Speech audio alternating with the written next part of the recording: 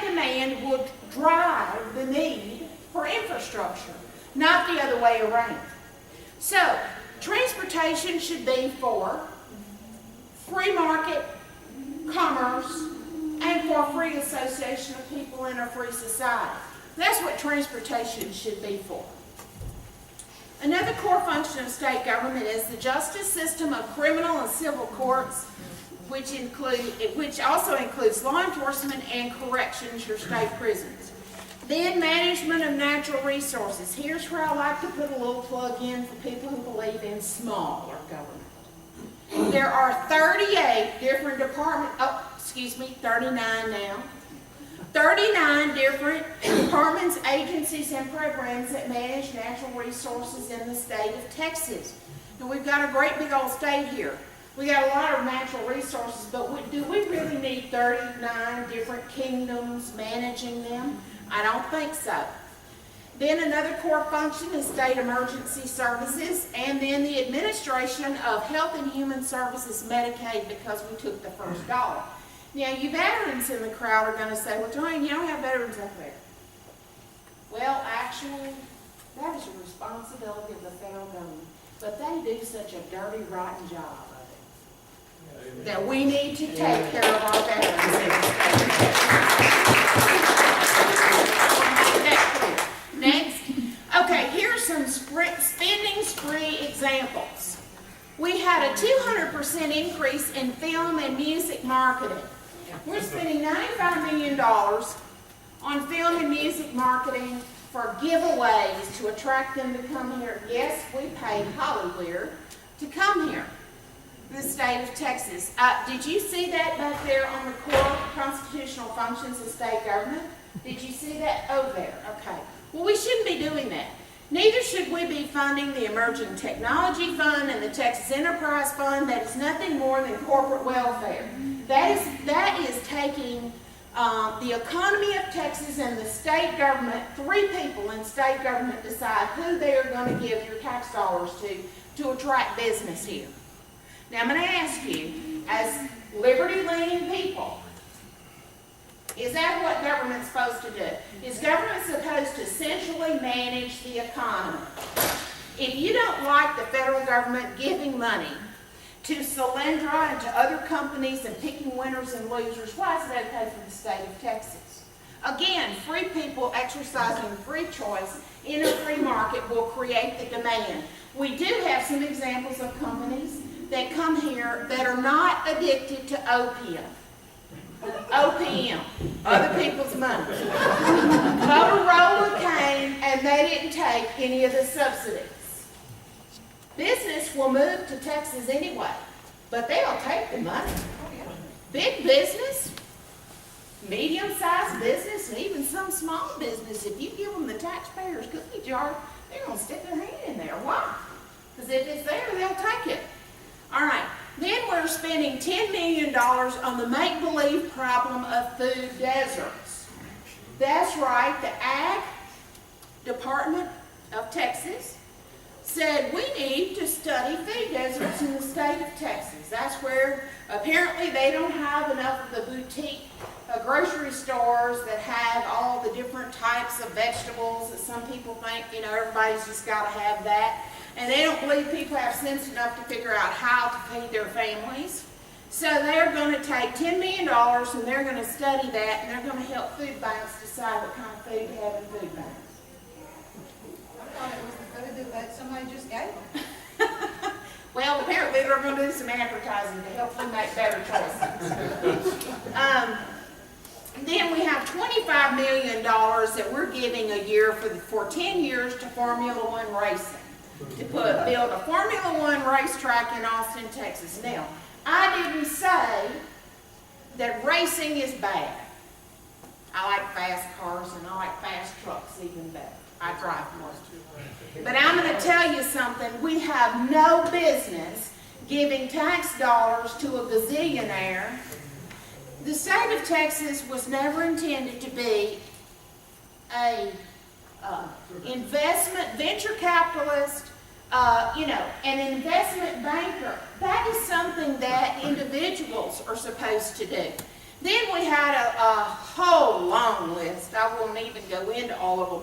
The exorbitant raises they gave for upper management in state government. A $73,000 raise for the criminal justice director. A $35,000 raise for the HHS commissioner who had just been on the job a few months. A $45,500 raise for the chair of the Board of Pardons and Paroles. A $35,000 raise for the state librarian.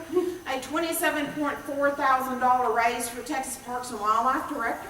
I don't know these people. They may be just wonderful, wonderful, nice people. But where in the world but government do you do this? And these people run the state government. The raises are more than most people in this room. That's exactly right. And they run state government, because I'm going to tell you how it works down there. I have had legislators say to me, I have had to file an open records request to get the information out of this or that agency. And I said, you know what, I thought we elected y'all to be the boss. I thought you just sort of picked up the phone and went, you know what, I need to see this report in my office, on my desk pronto. And I figured somebody was getting you that report really fast. But instead, they go down there and they tell people like Jim Pitts and they tell Tommy Williams, the sky's going to fall if we don't have this money. And they go, you know what, you must be right. You're nice, wonderful people, so we'll just spend some more. We got to stop that. And this is ridiculous. Next. Now, we also have been spending down the Economic Stabilization Fund, or the Rainy Day Fund, and since the water deal got approved on Tuesday, we have spent almost half of the state savings account. Why is that a problem? Well, because the oil and gas industry is very volatile. That's what feeds the Rainy Day Fund. I know, because I've been in the oil and gas business. My husband has been paying my bills for almost 40 years with a job in the oil and gas business. And I'm telling you, we've been like, this happens, okay? So someday, the wild ride's going to come to an end. What if we have some really bad disasters that happen to Texas? What if we have a really bad hurricane season? What if we have a rash of tornadoes that go through the state? What if we have wildfires? What if we have a combination of those things? What if the Port of Houston gets flattened? Don't you want Texas to have some money put aside so that our governor and lieutenant governor, everybody's not sitting around looking at their watches like Chris Christie was in New Jersey, waiting for FEMA to show up? Texans need to be as independent as possible. Just look at what happened in West. I mean, the sky started to fall because the state went, oh my God, they're not going to send us the money that we asked them to send.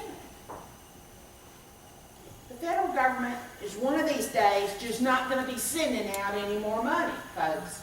And we need to make Texas strong. Next.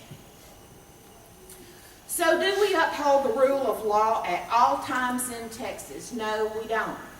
There was no legislation that got out of committee to track cost or lower the cost of illegals to social services. No progress was made on banning sanctuary cities. If you remember during the 82nd legislative session, Governor Perry, when he was about to run for president, he made sanctuary cities, banning sanctuary cities, an emergency item.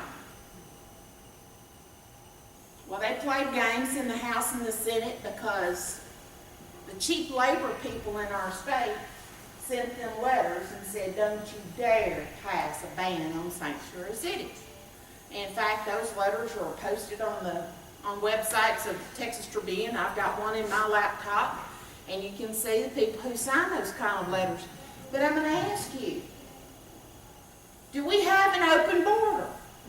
Yes. We have an open border, and I tell you, I've got some friends with the Texas Border Volunteers, and they talk about the percentage, and sometimes some months it's 60% of those that are coming over the border illegally are other than Mexicans. They're from Afghanistan, they're from China, they're from all over the place.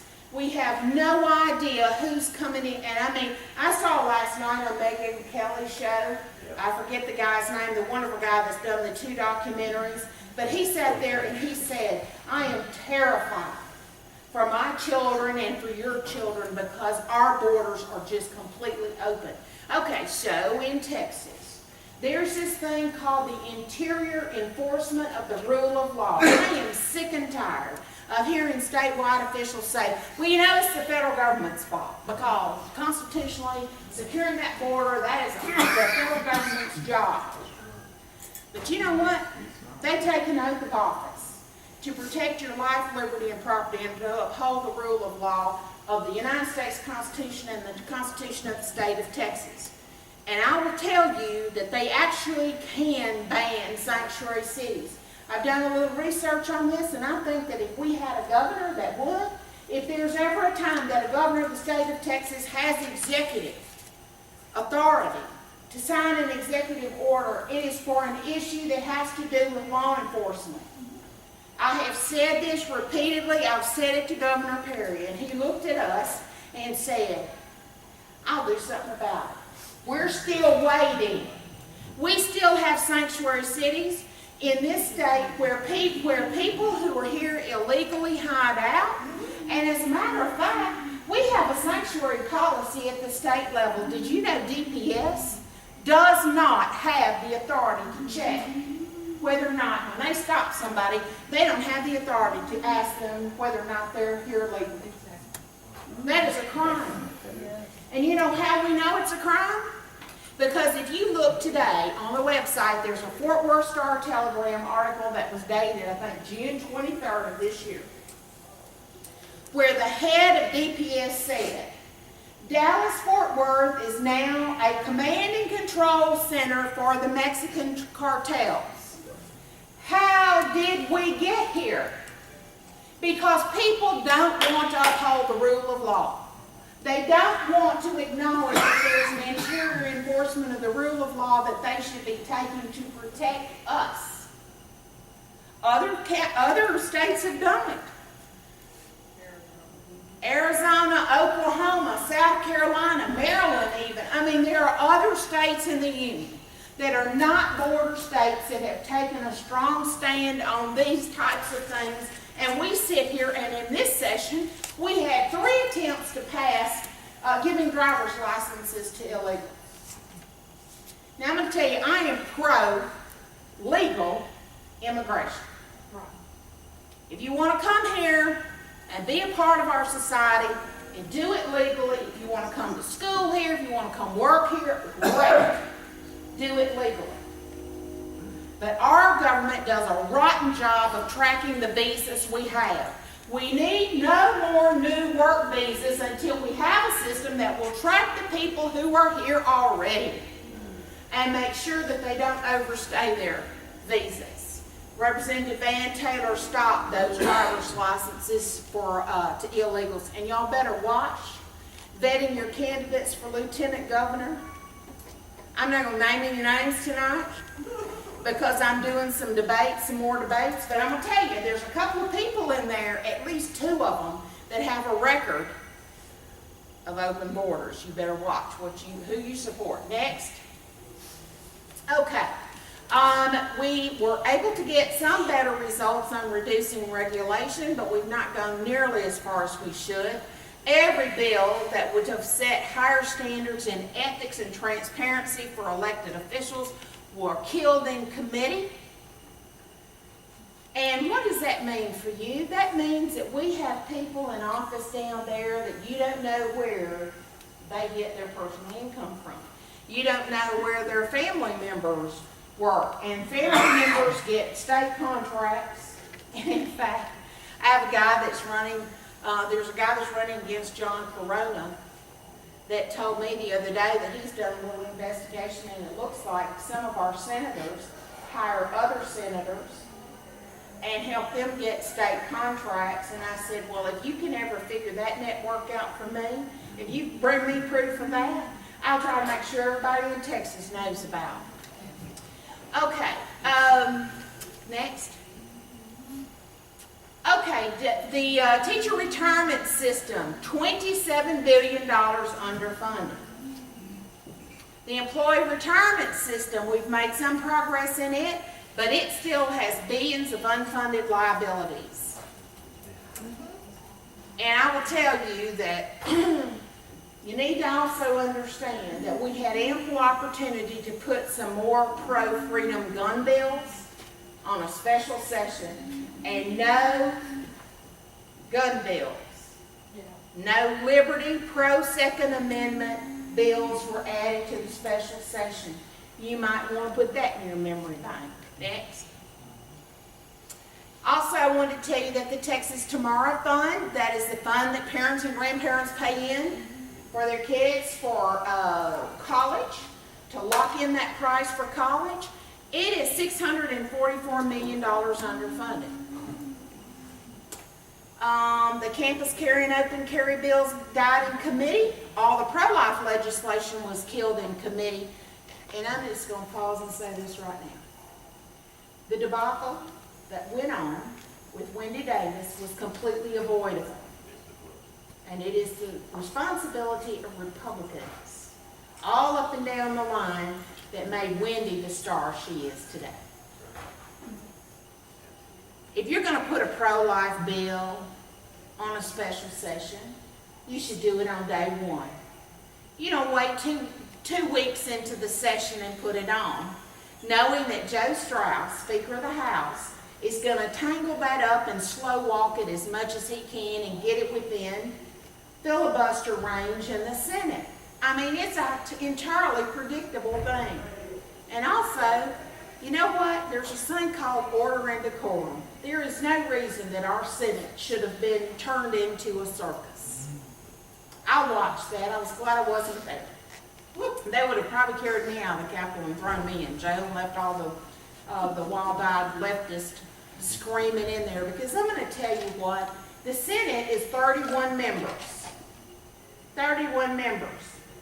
If I were the lieutenant governor, first of all, we wouldn't have people screaming inside the Senate chamber.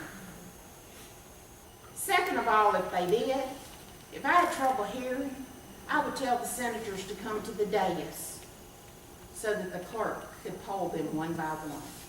You're looking at the clock up there. You see how many minutes you got on the clock? You can ask somebody, 31 people, how they vote pretty fast, don't you think? And 2-minute drill.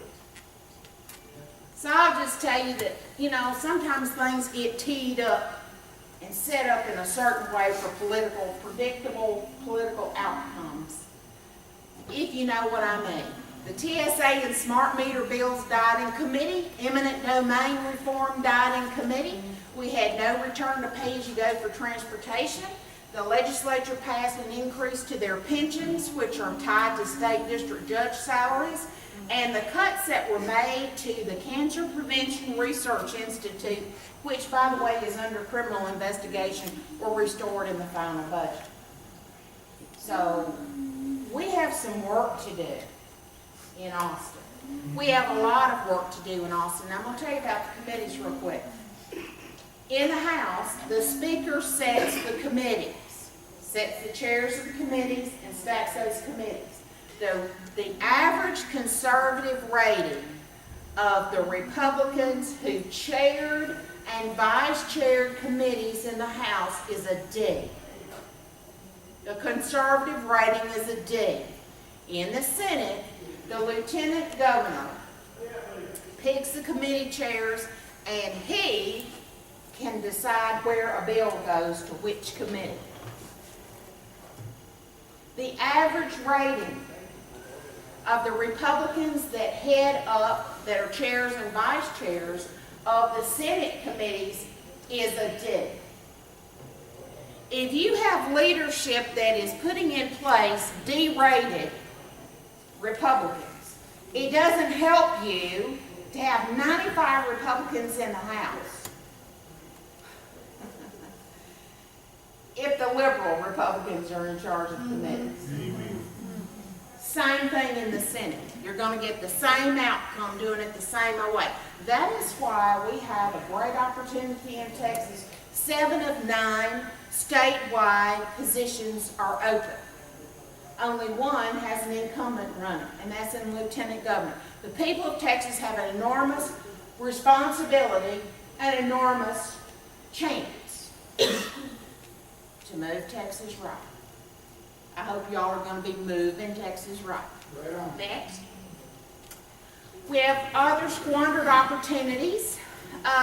Now we require schools that have 80%, if 80% of their students or more qualify for free or reduced breakfast, we're just going to provide them to everybody. We're not going to have any eligibility, screening whatsoever. If more than 80% of your students qualify for free and reduced, everybody's going to get it. Because you know what that does? It just makes everybody sign and everything. All that mushy stuff. We had no taxpayer protections, no spending limits, no appraisal caps, and no zero-based budgeting. Next. So is Texas becoming more like California? Yeah, because if you look at the total state spending per person for Texas, $3,891 per person. And in California, $3,819. And look at the difference in the population there. It makes it even worse for us. We cannot have another session where we spend 25% more than last time. Next. So yes, Texas is going Sacramento. The Wall Street Journal had an article right after the legislative session, the regular session ended, and it was titled, Texas Goes Sacramento. And people like Jim Pitts and Tommy Williams, they had a cow over that. And they said, well, those people like Texas Public Policy Foundation and the Conservative Budget Coalition, they don't know a thing about math. I think we can prove our numbers, and I think we're going to prove it in the elections. So you all have an opportunity to say no to Texifornia. So you need to make wise choices when you send people to Austin. Next. So now this is a quote that I have started using because when we had Ted Cruz standing up for what was right in Washington, and all the liberal establishment Republicans beating the daylights out of him, I came across this quote from Mark Twain. In the beginning of a change, the patriot is a scarce man, and brave and hated and scorned. When his cause succeeds, the timid join him, for then it costs nothing to be a patriot. Amen. Friends, we have a choice to make here. We have a choice to either just accept what elected officials dish out to us, or we stand up. Now, everybody has a role to play. Not everybody is going to decide, well, you know what, I'm going to be so bullheaded about this, I'm just going to run around the state, seeing how many times I can speak out about this and cause as much heartburn to liberal Republicans as possible. That is my goal in life. I want to throw them out of office because I'm going to tell you what, there is as much a danger to this country as any Democrat. Amen. Now I'm going to tell you what, a progressive Republican, they are big government Republicans. They're big government. They like big government as long as they're in charge of it and they can direct the money and the committee appointments, and it might be a little bit more efficient than a Democrat big government. But we've had more of it than we can take. It really helps the rest. That's exactly right. So I'm going to tell you, in local government, I hope you'll be watching what your local government does. So I'm going to tell you what the state of Texas is handing you tax increases for transportation. I'm going to take a second to tell you about that. It's called a transportation reinvestment zone. A transportation reinvestment zone, your commissioner's court or a city council can come in and carve out a part of your tax base. And they can say all of the growth in either the sales tax and or the property tax, we can send this money to the state for a transportation project. I'm going to tell you, I don't think local property taxes should be drained off and sent to a state that is doing this kind of nonsense. Your local property taxes should stay here. Now, I'm a former commissioner, county commissioner. self-retired. I couldn't wait to get out of office. I was made to be in public office. Because you have to be quiet. You don't have to sit there and you go, okay, if I open my mouth on this, is this gonna make, can I still count to 3 votes to get what I want done on the commissioner's court? It nearly killed me, but I went there to get some reforms in place, and I got some reforms in place, and then I got somebody else in office behind me. But I'm just gonna tell you, at every level of government, you need to stop looking at it with your heart. Ladies, that means you. Every time you look at government with your heart, they're reaching for your wallet and your liberty. Stop it. Nowhere does the word charity appear in the United States Constitution, but it is found many times in the Bible, and there's a reason for that. God bless you. Thank you.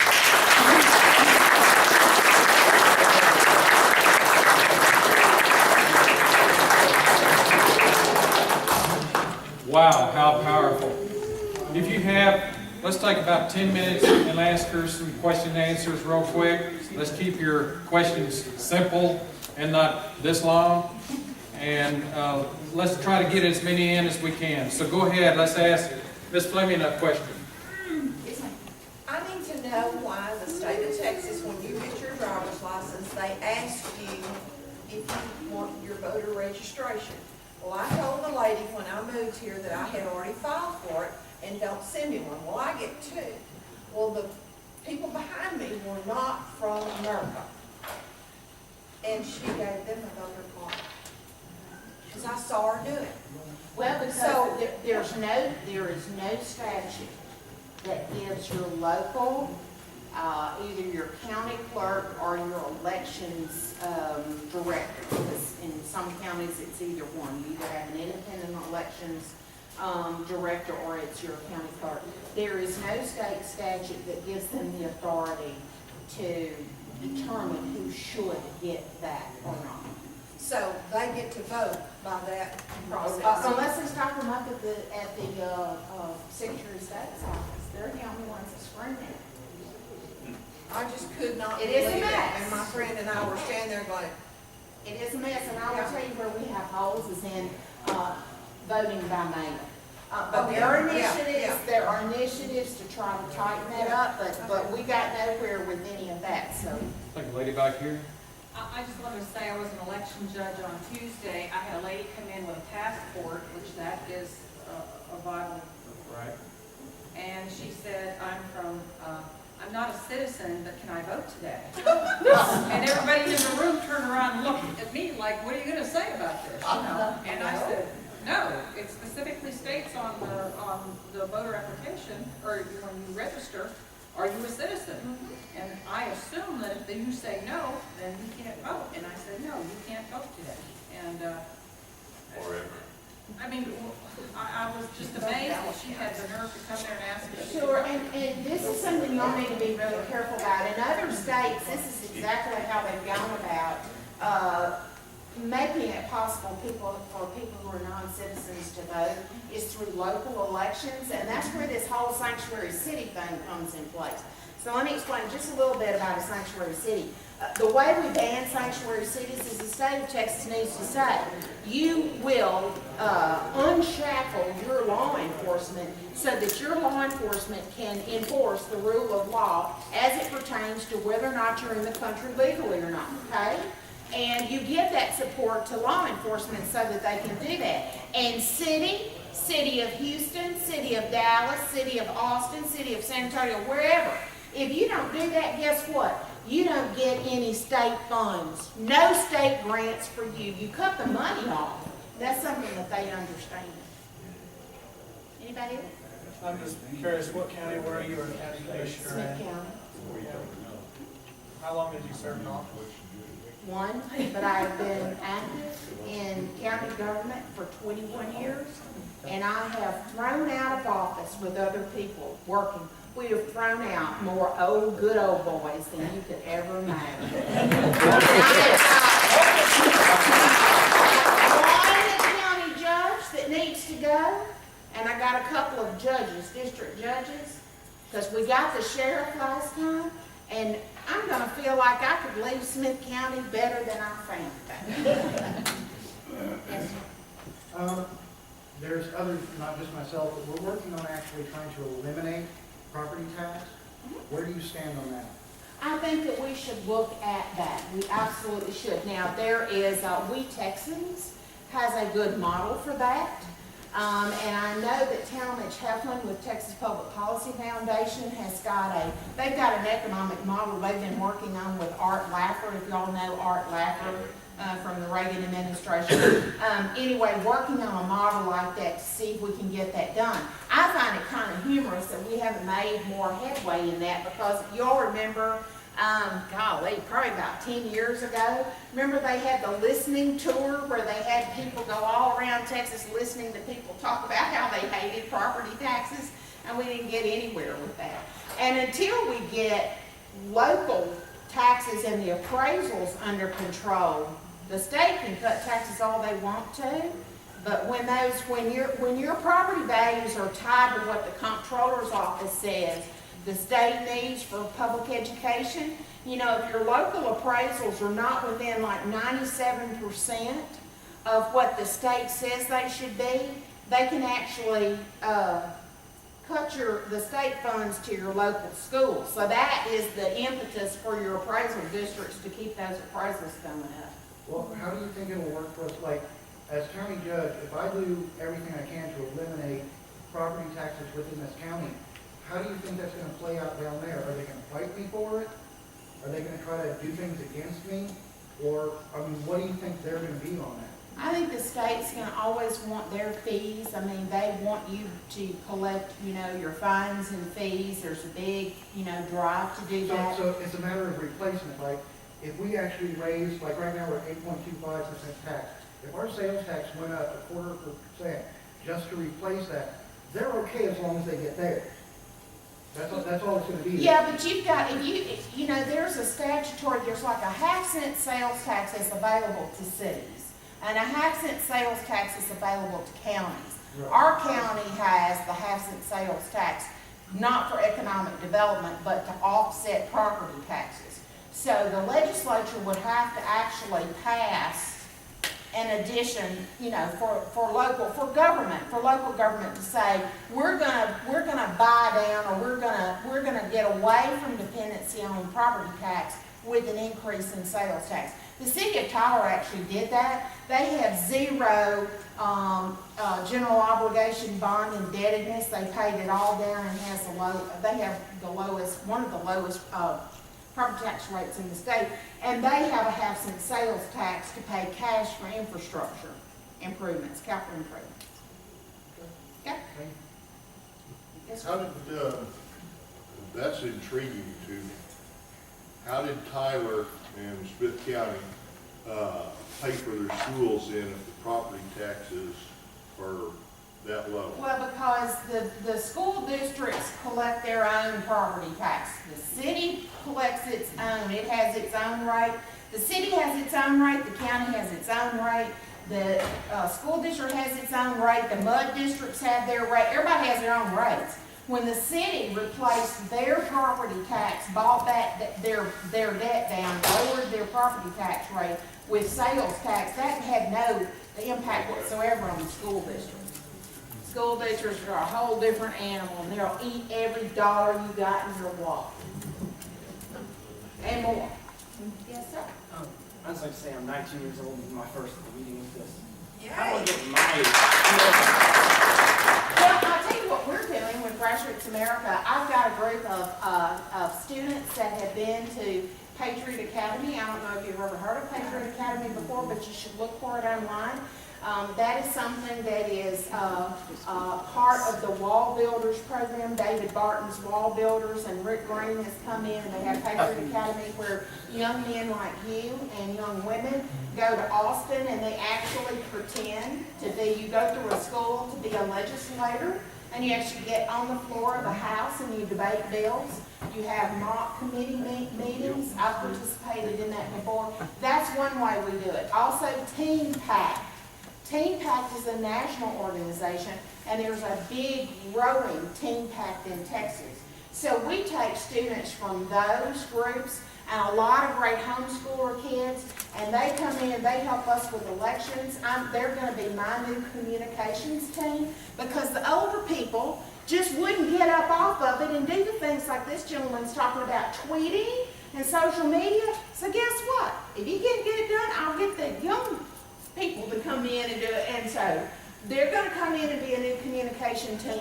And I'm actually gonna put 3 young people on our board of directors, because I want to encourage young people to be involved, and I want to teach them every mistake I made for the last 21 years, so they don't make those same mistakes. Because it's fearful, because they're just sitting back. That's right. We're losing our country. That's right. You're right, sir. Anybody else? Can we ever go back to the poll tax? I don't think that's gonna happen I anytime don't believe that people who do not own property should have an investment in spending the money, and that's what happens in our county. I agree. Well, in the old East Texas saying, the cows got out of that gate a long time Did ago. they? Got it, let's round them up. Anybody What are else? the chances of getting that to happen on property tax issues? Because my dad's mentioned that because he's a business owner and he pays property taxes in Dallas and Dallas County. I mean, I can see where it's very unfair to make property, I mean, where you have to own property, because Cody might not own property, he's only 19. I mean, Right. look at a lot of college students who are, I mean, that's how Ron Paul did so good and how Rand Paul and Ted Cruz had such good success because of the college group. But That's successful. isn't it very possible to get that to where if Well, it's a I property think- issue? You know, we can try, but I'll tell you, we've talked about that before in our local community, and here's what the touchy-feely people say. Oh, you know, those people who rent, you know, part of their rent goes to pay that property tax, so they actually are invested in that property. Then they can buy property. Anyway, yes, Frank? The 24th Amendment, to answer your question, the right of citizens of the United States to vote in any primary or other election for president or vice president, or electors for president, vice president, or senator or representative in Congress, now we're talking national, shall not be denied or abridged by the United States or any state by reason of failure to pay any poll tax or other tax. I'm not talking about for an office, I'm talking about for issues of spending money, Yeah. like school tax or. Or we can do it Well, statewide. well, I will but- tell you one thing that is a glimmer of hope, and that is to get, is to require a certain percentage of voters to turn out. And I forget, because there's We been don't more. get that here. Well, I know that, but it's saying that if you don't have X percent of voters turn out, then whatever the outcome of the election is, it's null and void. Oh, There are some bills that didn't get out of committee, but I mean, there's a look at that, because if you all want to really look at the whole debt picture on a local by local basis, if you go to the comptroller's website, and Susan Combs, even though I don't agree with her on Formula One, I do agree with the transparency thing she's put forward in digging into the debt. She has done a lot of uncovering how much debt we actually have and all these little taxing entities. Okay, I think, yes, sir. Wasn't it like 91.5% of people didn't show up at the polls November 5th to vote? Yes. on these amendments? Yeah. That's one of those cases where I think maybe we should have said, no, it doesn't count. Well, see, the legislature counts on those constitutional amendment Yeah. elections, because something that they don't have the backbone to just pass themselves, they will put it on a constitutional amendment because they know it's a low voter turnout, and then they have their special interest pass. If you all got the mail outs, yeah. I mean, you just got a lot, I mean, Yeah. people just throwing money. I'm gonna tell you what, that is such a boondoggle, and I'm gonna hush, because it's already passed, it's done, but I'm just telling you. We need to really deeply analyze the stuff coming out of Austin, because it's not good. Well, they're It's so not good. liberal down there, it's unreal. Yeah, and it's infecting, because you can send a good person down there, and before you know it, they drink the water and they're part of it, but I'm sure nobody from Ellis I County. thought they only got a teaspoon a week down there, the way they water ration. Okay, I'm gonna say, if you look at Colorado, it's a conservative state, it was a conservative state, a lot of conservative, I got Texas friends that go, I don't need to vote, I ain't worried about it. And that's what they did in Colorado. They were worried. A lot of them just didn't go to polls, and also they lost their state. Now you saw that recall. That still didn't give them a majority. Now they're fighting back and they're going, gee, I should have voted. I should have got a vote. That's right. And even some of the counties in Colorado are trying to secede from the rest of the state. Yeah. Okay, thank y'all so much. I enjoyed this.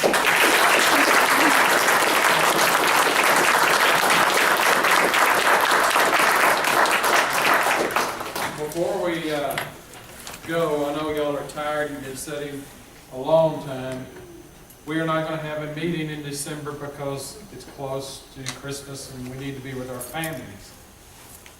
We will certainly have meetings in January and February, and what we're going to do January and February is have candidates come and campaign. The dates are the 11th of January and the 8th of February. You'll see the yellow line here. This divides those 2 months. You're going to see the candidates that are coming. So if you guys would like, or ladies too, would like to come up here and review this board, this is who's going to be here.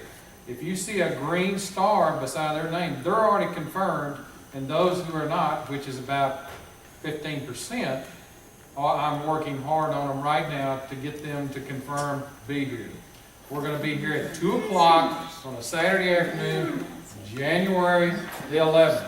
We're going to be next door, and it's going to give you an opportunity to meet and greet these candidates.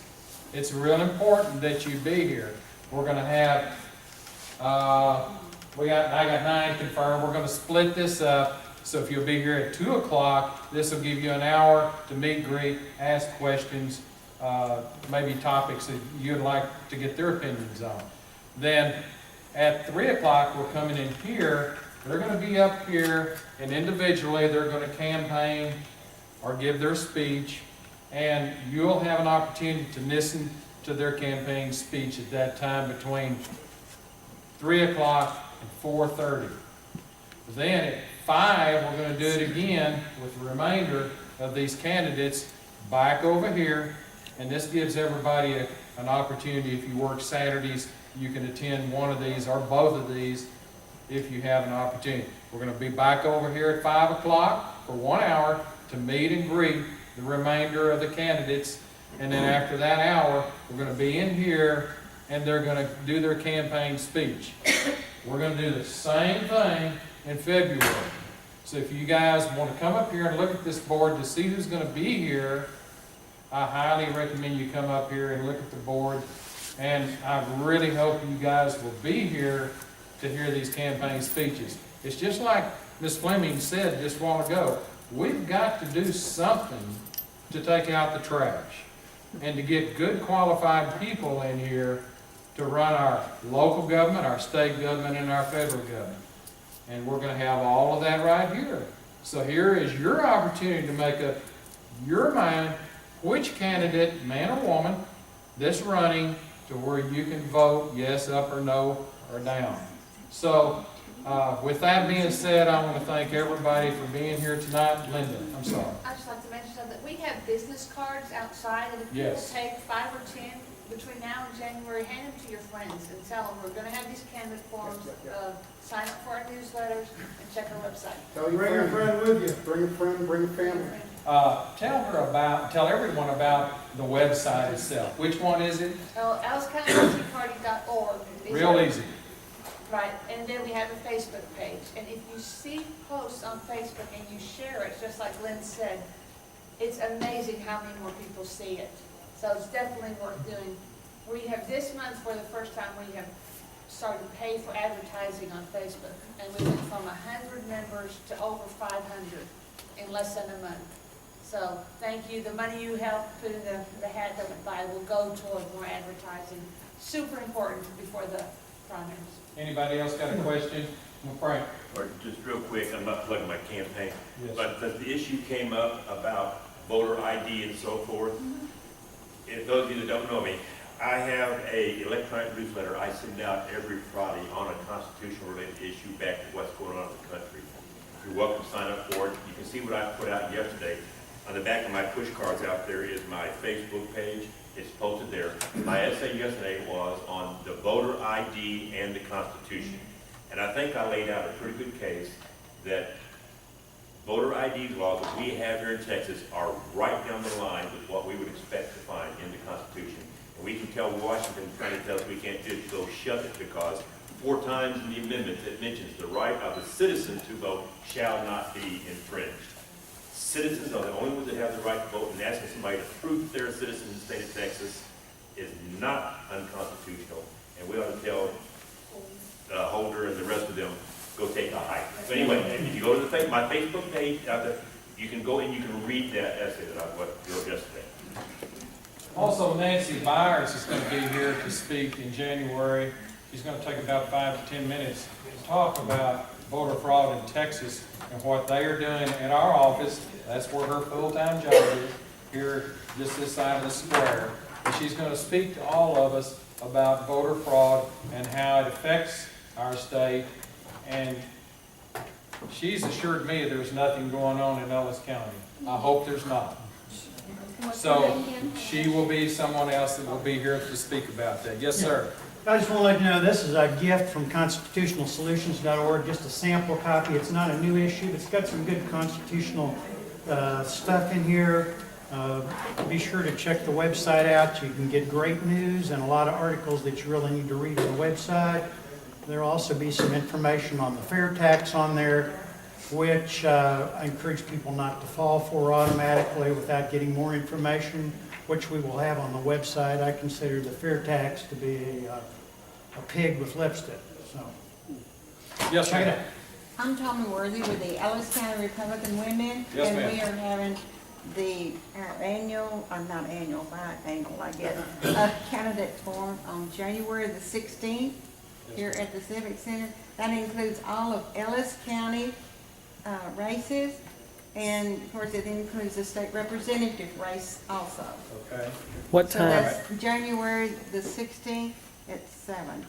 We need to remember that day to Yes, well, support, we'll have it out. support that. It'll be in the paper. You know, like she said, she and her group are working on our local, and then what we're doing here at the Ellis County Tea Party is to bring in our state and federal.